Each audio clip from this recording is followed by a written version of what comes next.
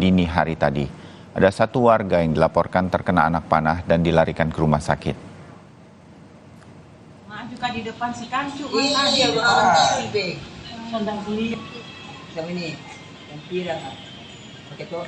Penyerangan geng motor ini terjadi di depan komplek perumahan. Para pelaku menyerang dengan menggunakan batu, botol, hingga panah.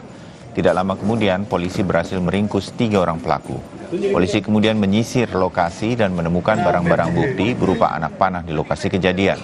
Selanjutnya bersama barang bukti ini, para pelaku dibawa ke Mapolsek Rapocini, Kota Makassar untuk menjalani pemeriksaan.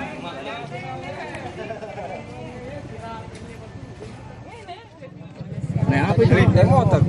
Naik motor. Apa yang dia lakukan, Pak? Ini dia Pintu. Dia mau robohkan begitu. iya. Menyerang tiba-tiba begitu. Dia pakai apa tadi? Menyerang, Pak? Dia pakai busur, batu.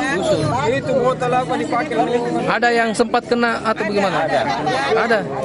Satu orang. Apanya yang kena, Pak? Ya, Apanya yang kena? lengannya. Lengannya busur ya?